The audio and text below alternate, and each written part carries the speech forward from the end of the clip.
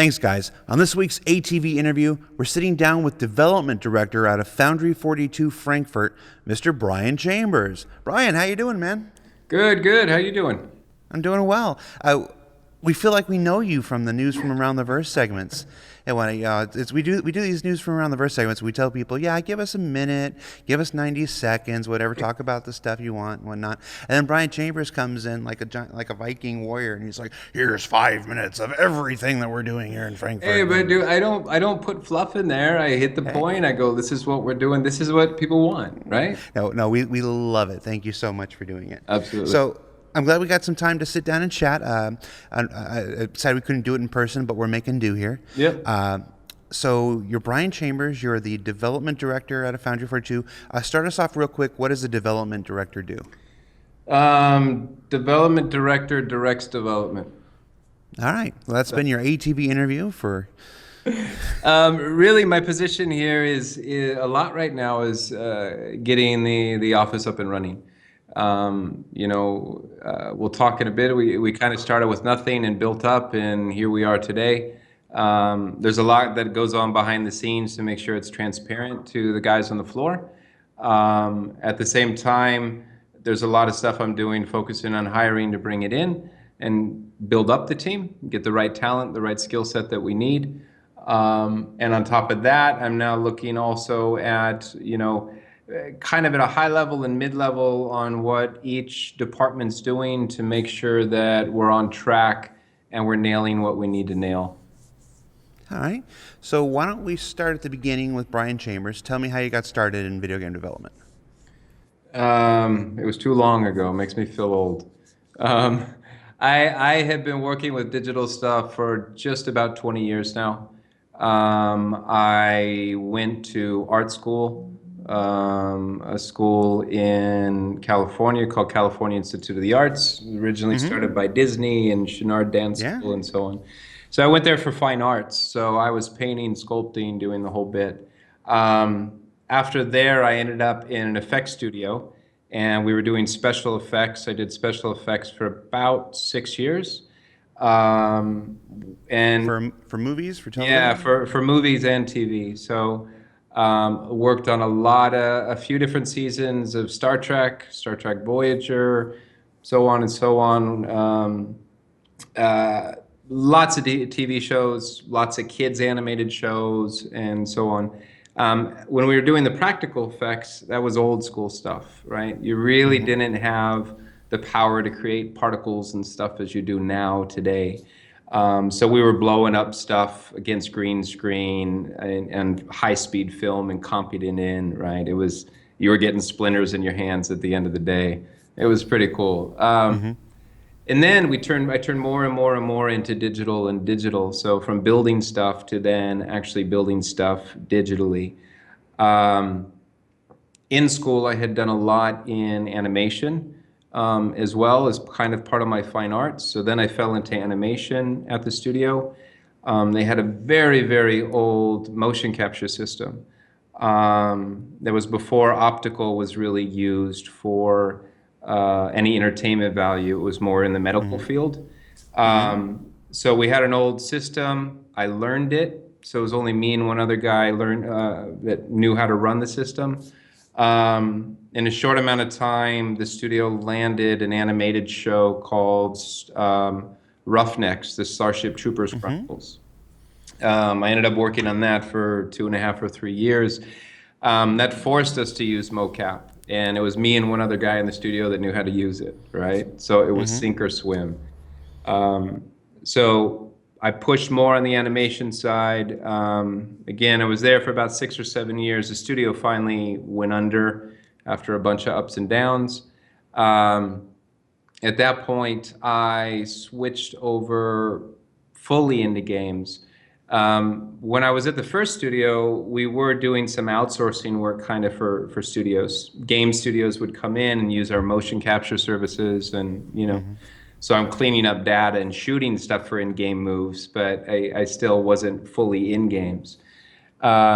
After that studio, though, I jumped into a place called Shiny Entertainment, and that was run by David Perry. They were working on Enter the Matrix, which was the first Matrix game.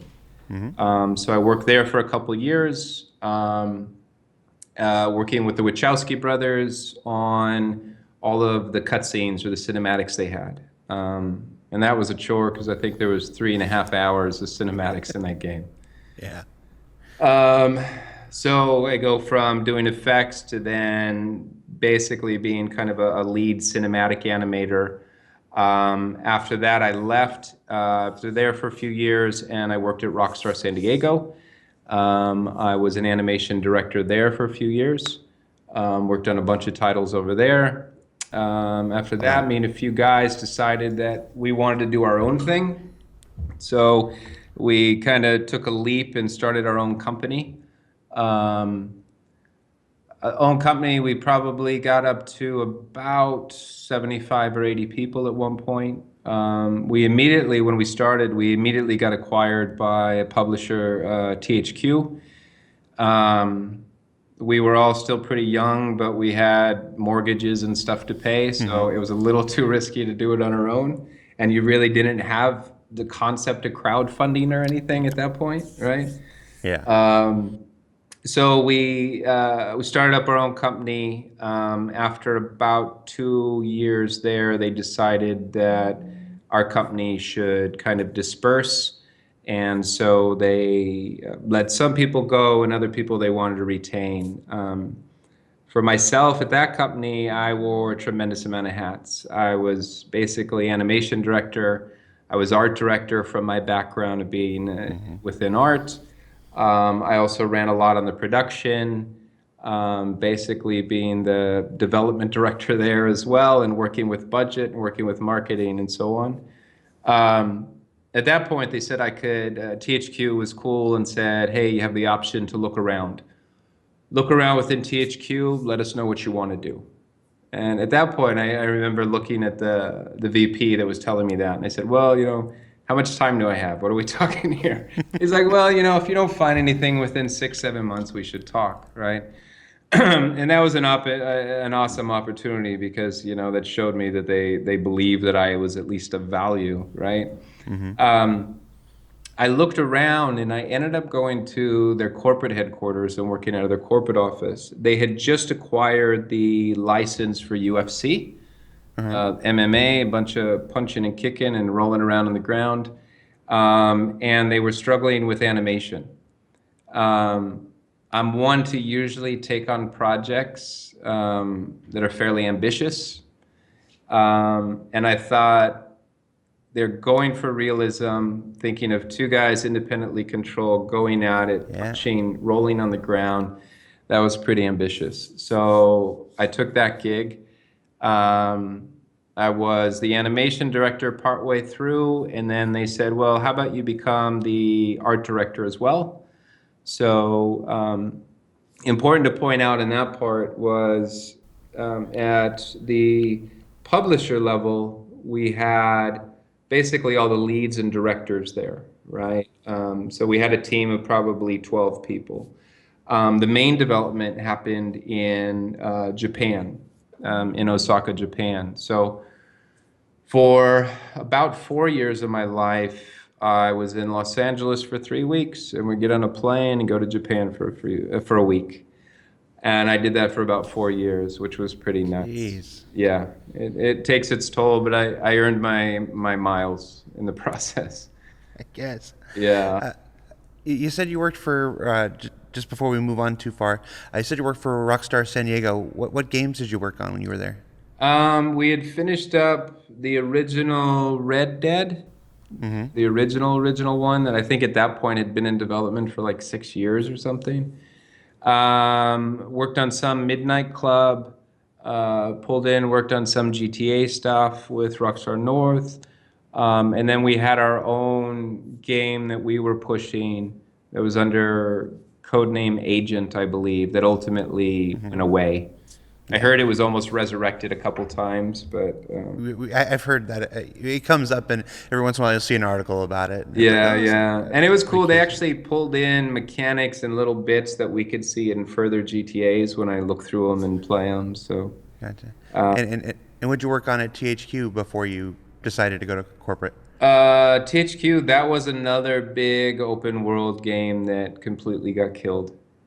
But it was a big open world. The working title was Revolution, and you kind of work through these or Mexican and Spanish favelas, using propaganda to kind of build up people around you and build up followers to help overthrow areas. Very much kind of a risk. I take this area, then this area, and this area. So it was cool. I still actually have the design docs for that. I worked on that for a good amount of time.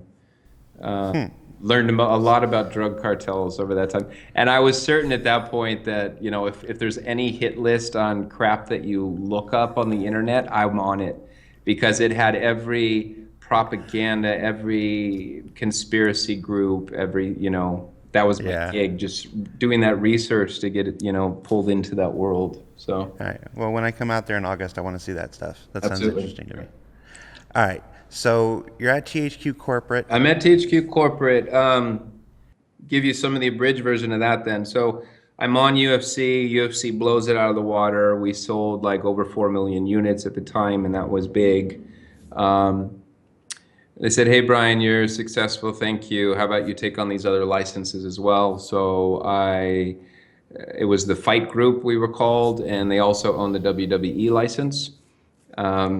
So now I go from punching and kicking to more wrestling, right? But that was cool. That was fun. Working with the WWE.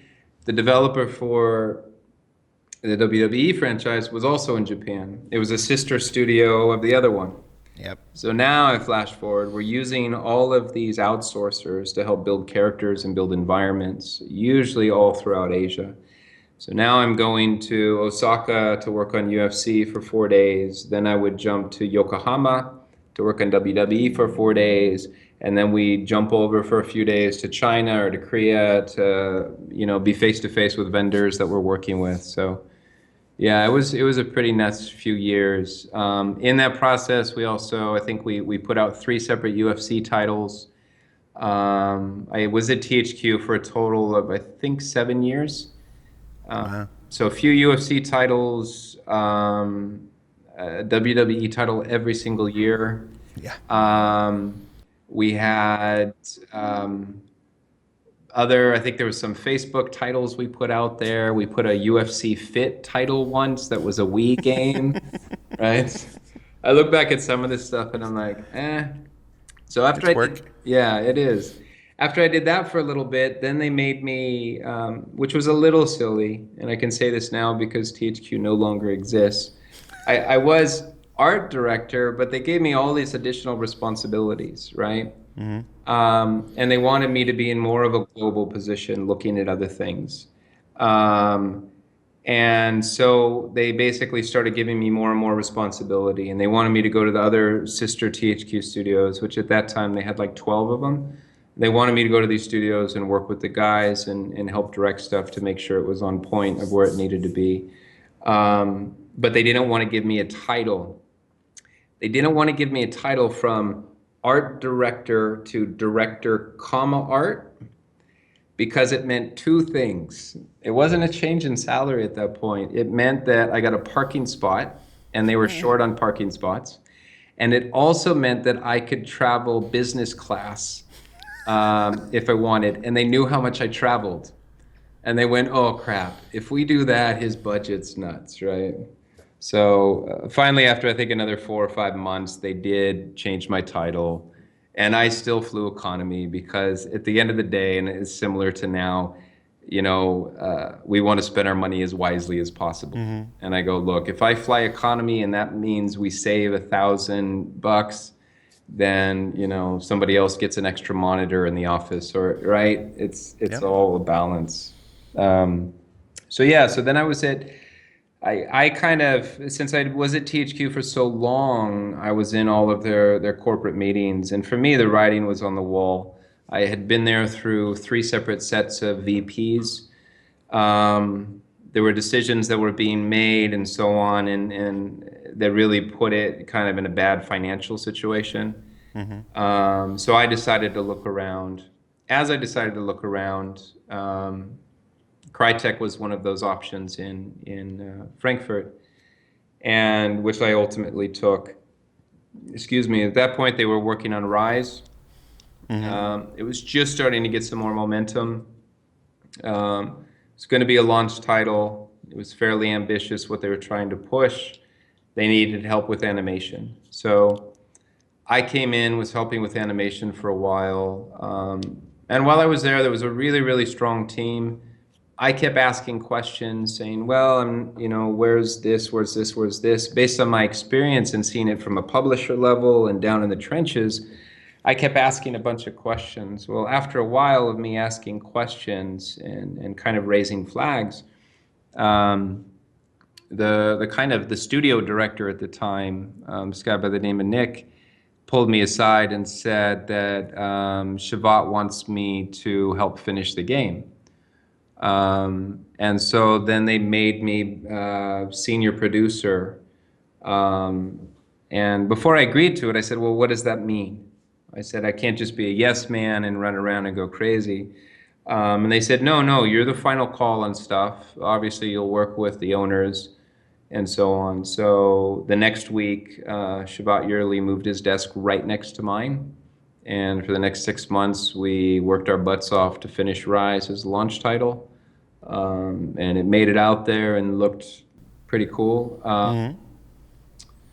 Then I was still at Crytek for about another 12 months or so, until I started to, just personally for a bunch of different reasons, thought it'd be time to look around elsewhere. Okay. And that brings us to you discover Star Citizen.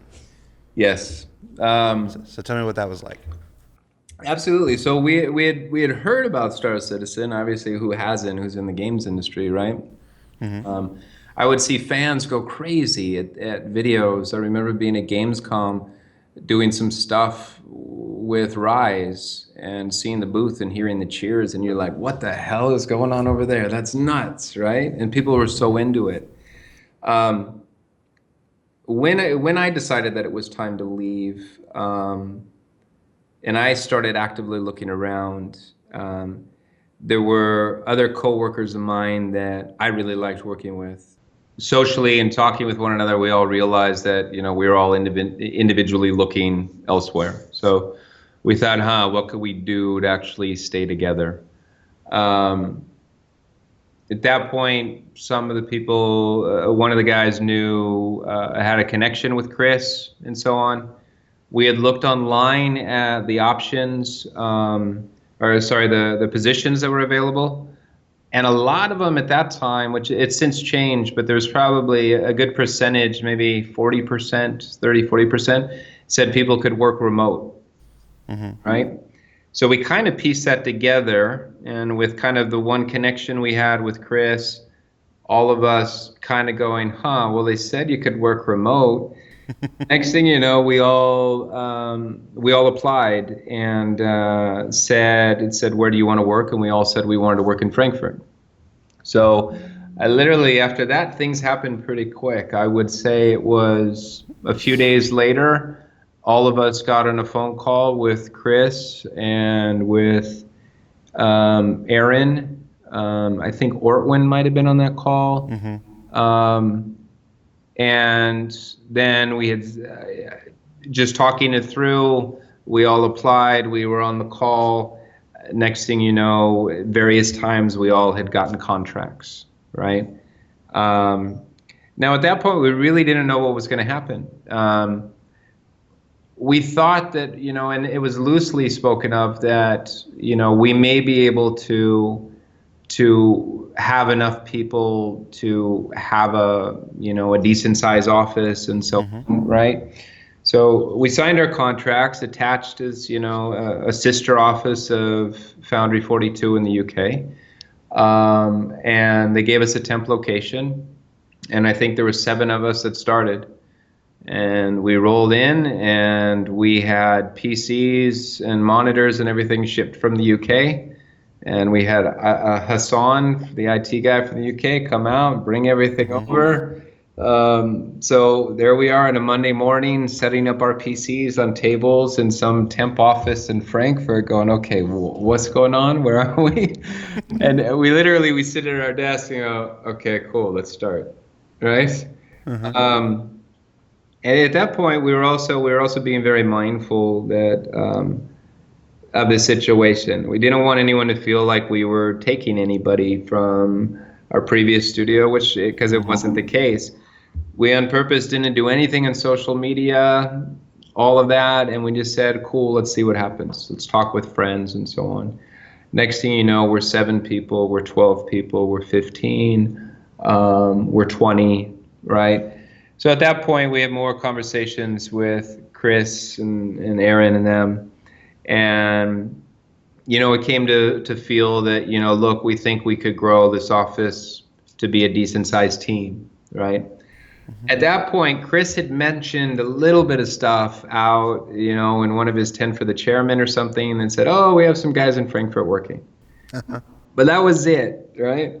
So it was this push and pull thing for me, because knowing that I was trying to actively push to bring in people, we kind of had enough momentum that we knew we could kind of push it to the next level. So I kept bugging Aaron and Chris, and I was like, can you please, say something more? Say, hey, anybody interested working in Frankfurt? We have a Foundry office there, And at that point, I'd be able to put the postings online. We'd share it on social media, and we'd go big. I kept pushing and pushing. This was probably for a month and a half. But it was about every week. I just kept saying it. And finally, Chris goes, okay, yeah, you can do it. Shoot a video. And I went, oh, man. I just wanted him to get in front and be like, hey, hey, Frankfurt's alive. This is what we're doing, right? So we put together a little silly video that people probably saw. On purpose, I wanted it light. I didn't want to come off as incredibly... German? Yeah, in a way. Hey, be cool, man. But no, I wanted to come off. I mean, we are... The air about ourselves now, we're relaxed. I think we're skilled in what we do and we're focused on what we do, but we're laid back and relaxed. So I wanted the video to come across as a bit of that. So we put out the video, we get more and more response. We realize that we're exceeding capacity. We look around at different places. We originally wanted to find like an old factory to move into and put like it had some character and put, a nice floor in it and move in. But we couldn't find any factories that, fit our requirements for like, fiber cable and so on, right? And it would just have been a stupid spend of money. Places wanted like 200,000 euros to dig a trench and put fiber cable in it. We said that didn't make sense. So we found a new building that we're in today. Took us about 3 months to build out. We moved in last July. Flash forward to today, I believe we have 39 people working and 4 more contracts signed. So we are now up to 43 people. With the momentum that we have and the things that we are owning, as far as the office goes, our head count puts us mid-60s roughly, which is then in a way forcing our hand to even expand the office a little bit bigger. We thought that could be a possibility, and we were able to, when we moved into this office, put it in the contract for free that we would have first right of adjoining spaces. So things are going good, team's doing good, team's growing, we're building momentum. So we just exercised that right, and they'll start construction here probably in a few weeks. I think by the time if you make it out here, that hopefully it's done by then. All right. So Foundry 42 Frankfurt is growing. What are the different departments that exist in Foundry 42? What aspects of the game do you guys work on? We are touching a bunch of stuff. Now, one thing just to preface, sometimes I will say, hey, we own this and we own this. It doesn't mean we own it 100%. We have people from all disciplines at all studios around the world here, right? Mm-hmm. We are driving and owning all of the cutscenes for Squadron 42. We have Hannes here as the director. He was on set with Chris directing all of our huge cast. But we're building that up. We have senior environment artist on cinematics, cinematic designer, 3 senior cinematic animators, and we just recently got a producer that's helping to wrangle all that. You recently, I believe, spoke with Todd Pappy. We have Todd Pappy here. He kind of gave you that whole bit on the design side. We're owning a large amount of design as well. And I think I can't really even pigeonhole that it's Squadron 42, it's FPS, it's PU. It kind of touches everything. We are also owning a lot of AI. We have Francesco Riccucci, our lead AI engineer here. We've built up a team of 2 other AI engineers with him, and we're looking for another 1 or 2. We've just started building up a small QA department. We've had 1 senior QA here that's focusing on engine for a couple months. We just had a transfer of Melissa Strada from Austin. She just started out here recently, and we're looking at transferring somebody from the UK from QA to here as well. We are also taking the charge on weapons, both ship weapons and FPS. We have Tobias here. He now has a regular weapons artist he's working with and a senior weapons artist. Mm-hmm.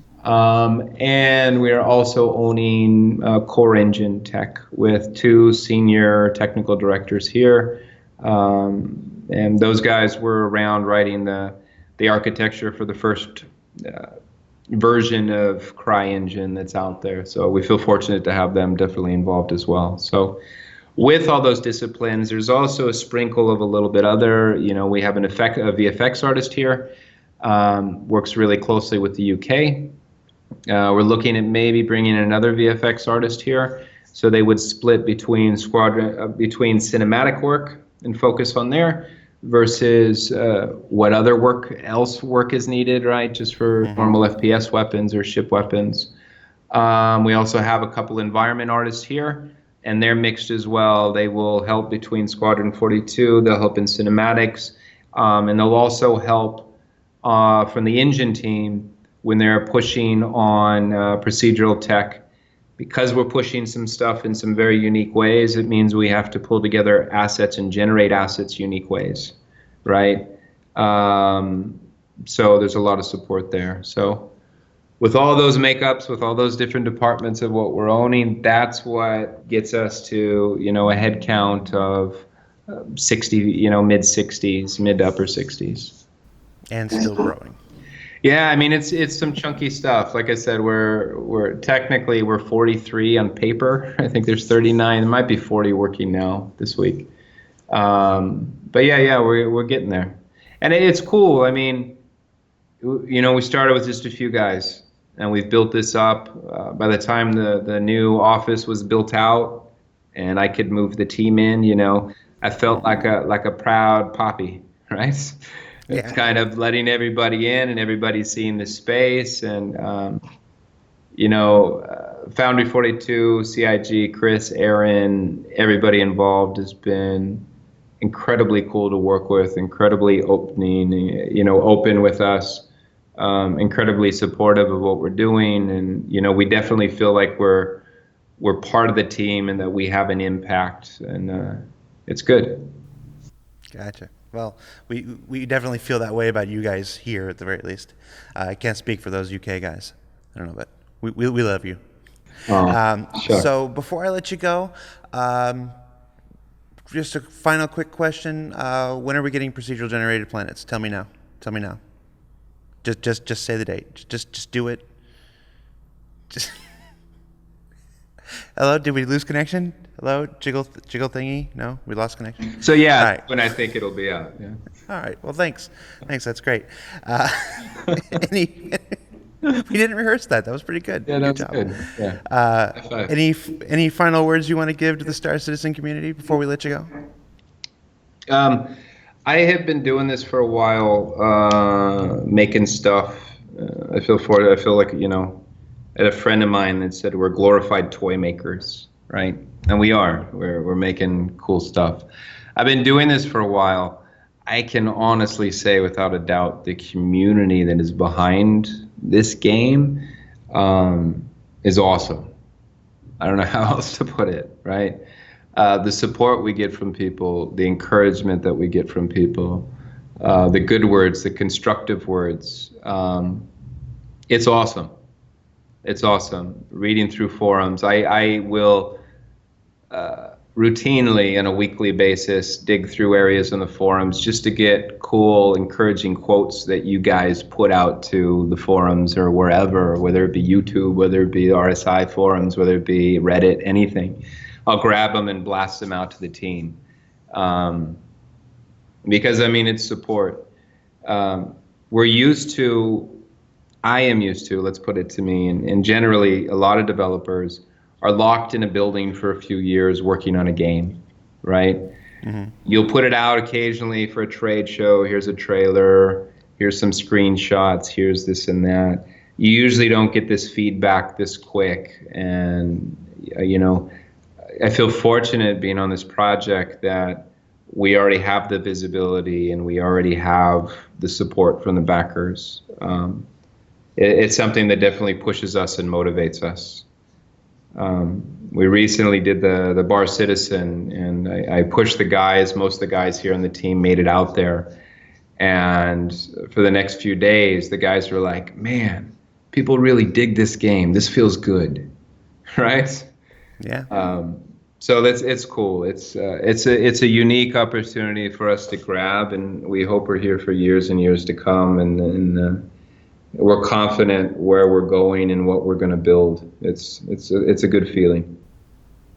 Yes, it is, absolutely. All right, Brian, thanks so much for taking the time to sit down with us. I know you've got a meeting to go to. We ran about almost 40 minutes here. So great. Thanks so much for taking the time. Are you gonna cut me into two now? We'll probably cut it into two pieces and whatnot. So we'll spread you out over this week and next week. Awesome. Thanks so much for taking the time to chat with us. Guys, that was Brian Chambers, design director from Foundry 42 UK, and news from around the verse. Frankfurt. You said Foundry 42, Frankfurt, Foundry 42. It's really early. I had to come in really early for this. All right, see you later, guys.